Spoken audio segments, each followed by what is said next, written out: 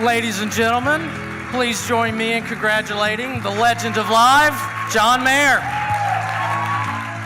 Dear Marie, tell me, do you still believe in me? Thank you. Oh, dear.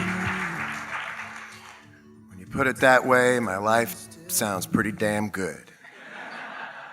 It's one of my favorite SNL sketches. Touring doesn't come natural to me. And I think it doesn't come natural to a lot of people who started playing music in their bedroom, fantasizing about seeing the world, but staying still. And I'm from Fairfield, Connecticut. My parents didn't go places. You had to bring up a trip to go to another town weeks in advance before you could go to another town where I was from. So how do you get to be just one big sort of conceptual idea in your bedroom to play what I've just found out is 1,000 shows? You do it with your friends. It's the only way it works. I don't know that I would ever go on tour again if I had to do it with different people. I wouldn't do it. They're family. They really are family. And if you want proof that your touring family is real family, Shawn Mendes, take my tour manager, I'll take your tour manager. See how much fun you have on the road. See how much fun you have. It's like taking someone else's dad.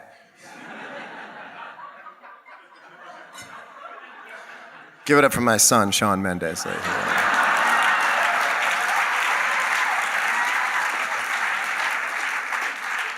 So rather than just list off a bunch of thank yous and risk forgetting any names, I'm going to tell you what happened chronologically.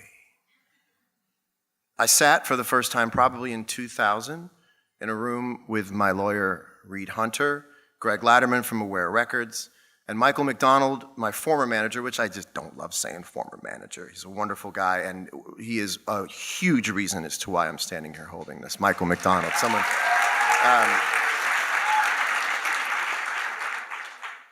I had my dreams interpreted by really smart people. I have been shaped by really smart people. Without them, I am pretty amorphous. I'm pretty all over the place. So then I go on the road and I meet Chad Franskowiak, who I'd met in Atlanta. Chad comes out, and let me explain to you how it works when you go from cafe to club to theater to arena. Someone has to work the board for that. And the boards change and the boards get bigger. And Chad, I just have these incredible memories of watching Chad in a driveway learning a board for the next tour. And the boards would just get bigger. And it's like watching your dad in the driveway with a manual for just a giant, and he learned it and he figured it out. And he did those tours by himself and learned as we all went. My tour manager, Ken Healy, then came on and has become, there's no word for it, a brother in arms? The guy's checking me into heaven. He's gonna go, sorry, I can't get you a suite. I'm going to heaven, but I'm getting a double king. I just know that. Let me tell you a story about Ken Healy, since we got 10 minutes. One time I was really burnt out on the road. I was like almost crying. You know, some artists, and Shawn could tell you, sometimes you get so tired you just want to cry, you know. And I said, Ken, go get me something to eat, but anything. I don't. He goes, what do you want? I go, I don't know, but you'll know. And Ken came back. We were in another country, I think. And Ken came back with 2 McRibs. And it was exactly what I wanted. And that's a tour manager, because I didn't even know the McRib was back.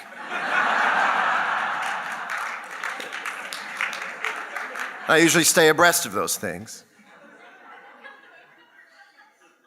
And then I met Scott Clayton, who is the only reason that I have the career that I have as a touring artist. Scott is patient, thoughtful, without any ego whatsoever. You absolutely know how to craft a thoughtful, patient tour. And you're the only reason. If I had it to do it myself, I would have just totally blown it in the first year. Instead, I blow it in tiny little installments throughout my career. And it's just become the love of my life to play music. Artists are weird. It's a weird transition to grow up as both a person and an artist. And even when you're really successful, that adds to the weirdness of it, the growing pains. It's very strange.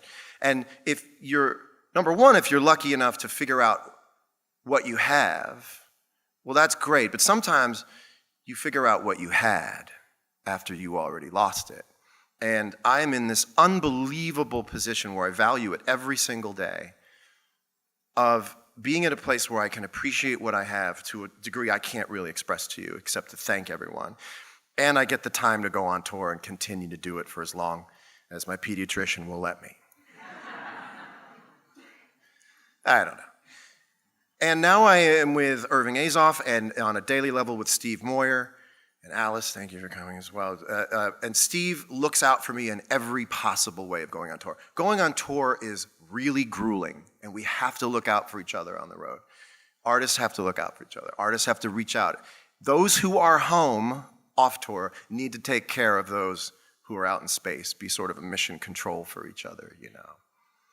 And then I have to thank God, I'm sure I'm forgetting people even when I said I would go through it this way. Rit Veneris, my business manager, who at the very beginning of my tour, give it up for Rit Veneris, who I now learned has friends in the room. Rit almost took my credit card away at the very beginning of it, because I was spending so much money at Walmart and room service. Always had it.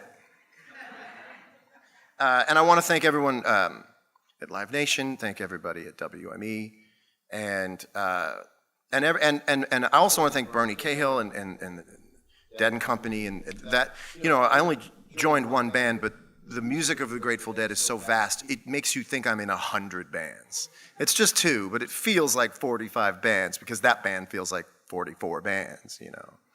So here I am, 41, it makes sense. If you look at a calendar, it times out. But I'm just a collection of ideas. I'm just a guy in a room with a collection of ideas. Maybe I'll do this, maybe I'll be that. There's not as much person as I wish there was. I'm working on that part of it. But everything's sort of like an idea. And everyone who I work with, my entire team and family, take my ideas and form them into a really salient, understandable way to communicate what I write and how I play to the world.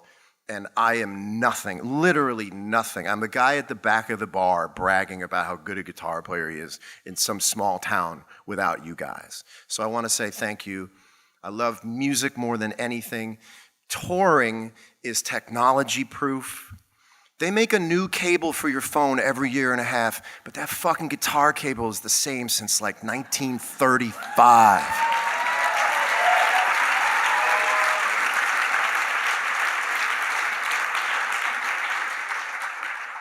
Till Apple makes the guitar.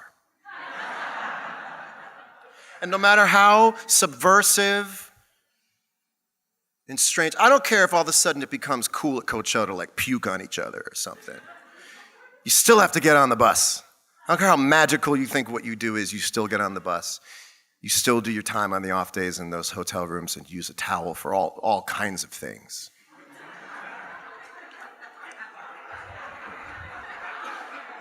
A towel on the rack means I'll still use it. A towel on the floor means clean it. A towel with what appears to be buffalo wing sauce means throw it right away. Anyway, I want to thank you guys so much. I love you dearly with all my heart. Thank you, thank you, thank you for this award. Thank you, Billboard. Thank you.